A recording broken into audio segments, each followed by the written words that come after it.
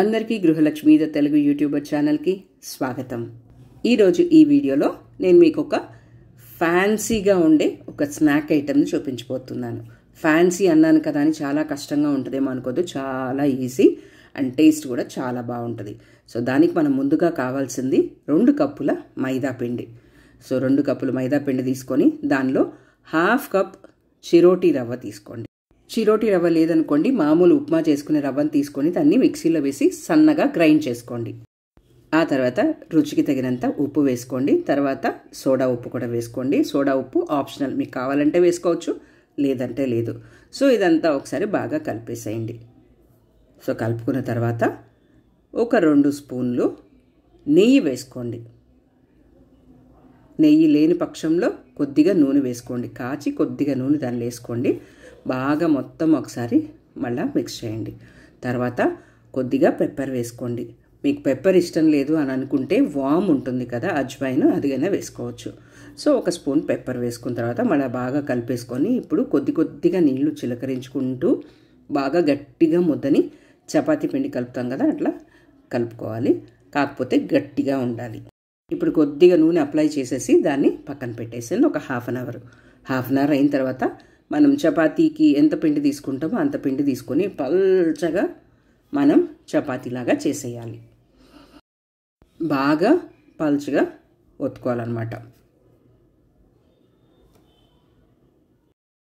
ఇప్పుడు రౌండ్గా వస్తుంది కదా చపాతీసు, అలా కాకుండా మనం ఆ సైడ్ ఉంటుంది కదా, ఆ రౌండ్ సైడ్ ఉంటాయి చూడండి, కట్ చేసేసుకుంటే స్క్వేర్ షేప్లో రావాలి. అదంటే ఈవెన్గా ఉండేదానికోసం అనమాట ఇదంతా, అంతకుమించి ఇంకేం కాదు.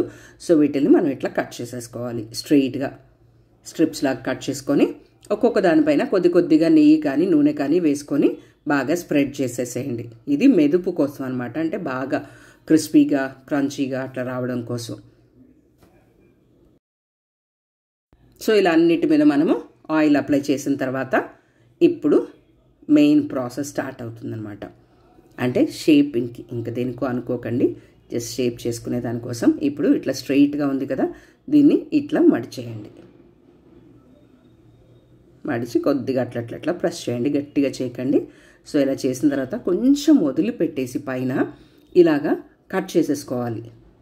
మొత్తంగా కట్ చేయకండి, 1/4 వంతు నుంచి కిందకి ఇట్లా కట్ చేయండి. నేను వీడియోలో మీకు చూపిస్తాను ఎలాగ చేశారు అనేది. ఇలాగా. సో ఇప్పుడు ఈ అంచుల్ని మనం కొద్దిగా వాటర్ వేసుకొని ఇలా ఫోల్డ్ చేసేసుకోవాలి. అదే వాటర్ ఎందుకు యాడ్ చేసామంటే అతుక్కోవడం కోసం అనమాట, విడిపోకుండా అతుక్కోవడం కోసం. ఈ లాస్ట్లో ఉంటుంది కదా, దాన్ని కూడా కొద్దిగా వాటర్ అప్లై చేసి అది సీల్ చేసేయండి. అంటే కొంచెం అట్లా పూసేస్తే అతుక్కుపోతుంది కదా, అది విడిపోకుండా ఉంటుంది అనమాట ఆయిల్లో వేసినప్పుడు ఇలా చేయడం వల్ల. సో అలాగా అన్నీ చేసి పక్కన పెట్టేసుకోండి.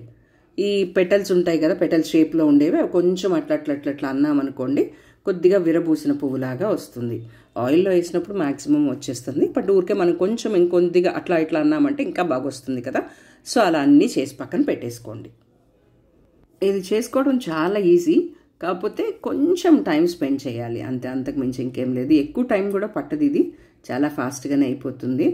సో ఇలా అన్నీ చేసేసుకున్నాం కదా. ఇప్పుడు పెటల్స్ కనుక కొంచెం అతుక్కున్నట్టు చిన్నగా కట్ చేసేటప్పుడు చిన్నగా ఉంటే ఈ నైఫ్ కానీ ఫోర్క్ కానీ స్పూన్ కానీ ఇట్లా పెట్టి మనం అలా వేసేయండి.